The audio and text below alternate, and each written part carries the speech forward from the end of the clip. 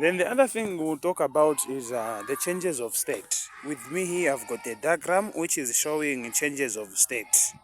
What do we understand by changes of state? What we are trying to talk about changes of state is that we have two reactions which we call the endothermic reaction and the exothermic reaction. These two reactions occurs during the changes of state. But now, when we say endo, this endo means to absorb. And then when we say exo simply means to release. So when we say exothermic reaction, endothermic reaction, this is the type of reaction where heat is being absorbed. While exothermic reaction, this is the type of reaction where heat is being released. So meaning, in exothermic reaction, there is cooling. While in endothermic reaction, there is heating. So a reaction that absorbs heat, meaning you are heating that substance, that reaction is endothermic reaction. Now, when you are cooling a substance, excuse me, then that reaction is exothermic reaction because that reaction is releasing heat. Now, let's look at the table, which is showing us the processes here. We have solid state, liquid state, and gaseous state. And the arrow here is showing that a solid is changing to a liquid. Meaning, when we heat solids, when you introduce heat on solids, you heat solids here. These solids can still change their state from the solid state and become liquid state. Meaning, the particles in solid state, they are going to gain that heat energy and convert the heat energy into kinetic energy that the particles may start moving and they vibrating randomly. As they are vibrating, they will create some spaces between them, and hence the arrangement becomes that of a liquid. And that process by which solids changes to liquids is what we are calling as melting. Then the next process is called evaporation. This one here. Evaporation, when we talk about evaporation, this is now a change of state where liquids changes to gases. And then if you can look properly, these two, in fact, these three, even sublimation here, all these are from the left side going to the right side. And these represents heating, meaning they are being heated.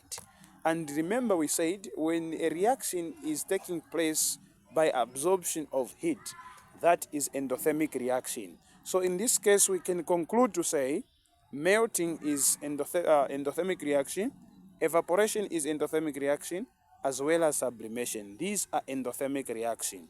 While freezing is exothermic reaction, condensation is exothermic reaction, and also sublimation by cooling is exothermic reaction, because these three processes are taking place by releasing heat, while these other three here are taking place by absorption of heat. So these three are endothermic, while these three also down here, these are exothermic.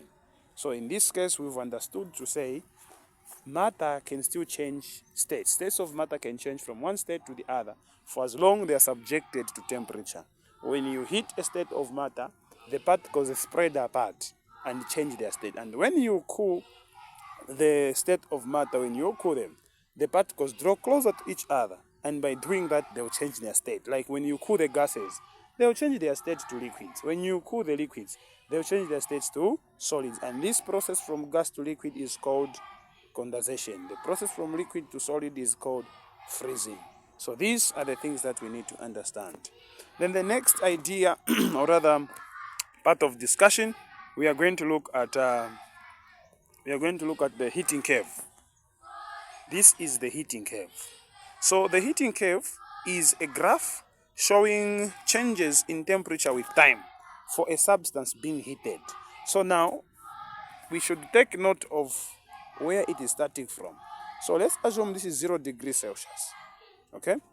And then as temperature is increasing, even time is increasing. So this straight line here represents the solid state, this one is the liquid state, and this one is the gaseous state. These three are states of matter.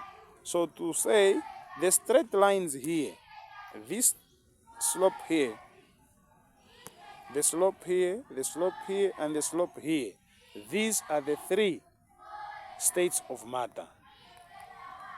And then these flat lines, the flat lines that we have here, the flat line here, and these two, this flat line here and this flat line, these are points at which the substance changes from one state to the other state.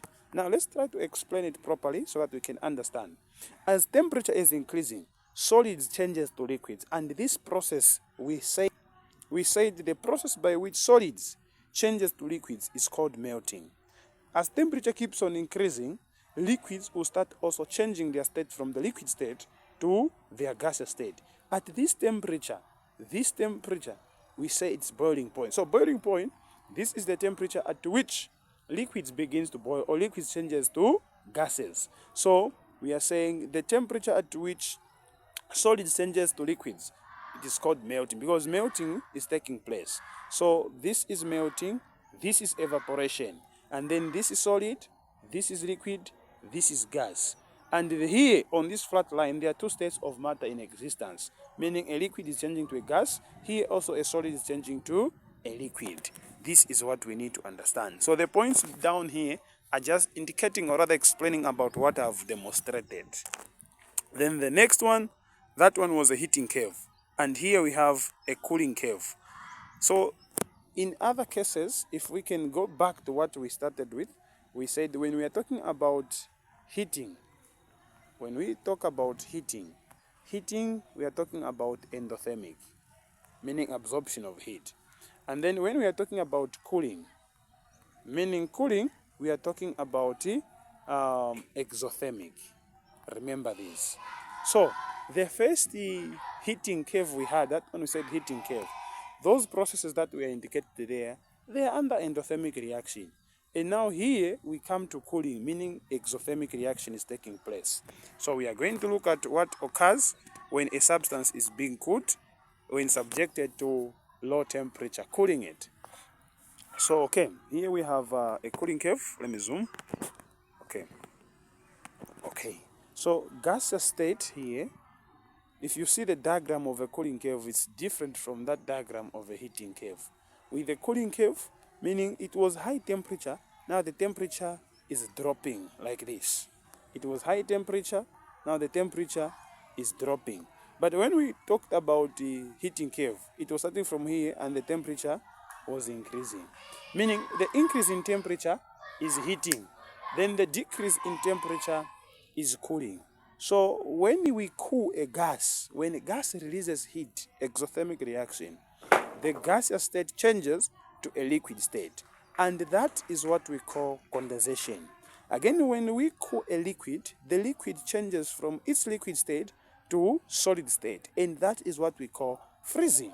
So this is just something like we talked about, or what we discussed last time, where we say when you are heating something, particles spread away from each other. But when you are cooling, they draw close. So when you see the arrangement of particles in gases, the arrangement of particles, we say they are far away from each other. But when we talk about liquids, we say particles are closer to each other, but not very closer as compared to solid. Not very closer because there are some spaces between them. Then lastly, when we talked about solids, we said solids, the particles are very closer to each other. No space is left between them. So with this being said, we can understand to say, as you are cooling this state of matter with this arrangement of particles, then it have particles that will start drawing closer to each other. Since it is releasing heat, the particles will start drawing closer. The more you heat, the more particles again keeps on drawing to each other. So this is the cooling curve, and what we discussed was the heating curve. Thank you.